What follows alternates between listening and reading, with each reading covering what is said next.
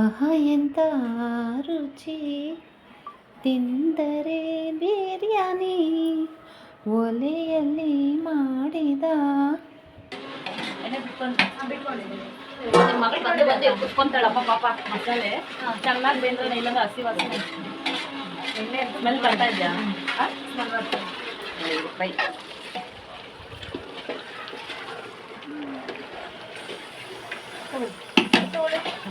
Thank you. ನೋಡಿರಿ ಸಾಕು ನೋಡಿ. ಹಾಂ ಸಾಕು ಸಾಕು ಸಾಕು ಆಗ್ತದೆ ವಿಡಿಯೋ ಏನಿದು ಆಗಲಿ. ಅದು ಬಿರಿಯಾನಿ, ಅದು ಹೇಳೋದು ಬೇಡ. ಅದು ಬಿರಿಯಾನಿ, ಅದು ಚಿಕನ್ ಫ್ರೈ. ನೀನು ಹೇಳಲ್ಲಪ್ಪ.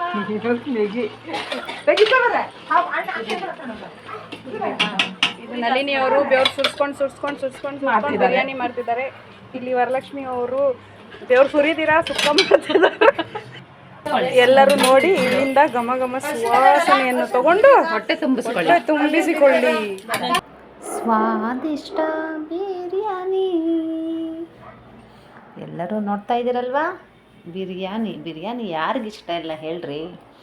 ಈ ಬಿರಿಯಾನಿ ಅಂದರೆ ಪುನೀತ್ ರಾಜ್ಕುಮಾರ್ ಕೂಡ ಅಷ್ಟೊಂದು ಇಷ್ಟಪಡ್ತಾಯಿದ್ರು. ಅದೇನಿದೆಯೋ ಗೊತ್ತಿಲ್ಲ, ನಾನ್ ವೆಜ್ ಪ್ರಿಯರಿಗಂತೂ ಬಿರಿಯಾನಿ ಅಂದರೆ ಎಲ್ಲರೂ ಇಷ್ಟಪಡುವ ಒಂದು ಅಡುಗೆ.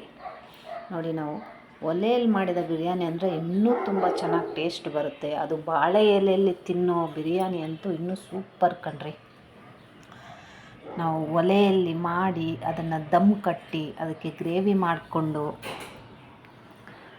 ಬಾಳೆ ಎಲೆ ತಿಂದು ನೋಡಿ ಒಂದೊಮ್ಮೆ ಎಷ್ಟು ರುಚಿ ಕೊಡುತ್ತೆ ಅಂತ.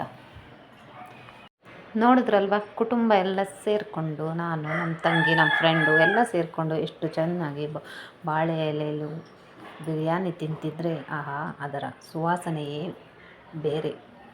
ಅದು ಆ ಒಲೆಯಲ್ಲಿ ಕಟ್ಟಿಗೆ ಇಟ್ಟು ಮಾಡೋದು. ಈ ಬೆಂಗಳೂರಿನಂತೂ ಆ ಗ್ಯಾಸ್ಗಳಲ್ಲಿ ತಿಂದು ಎಲ್ಲರಿಗೂ ಬರೀ ಗ್ಯಾಸ್ಟ್ರಿಕ್ಕೆ.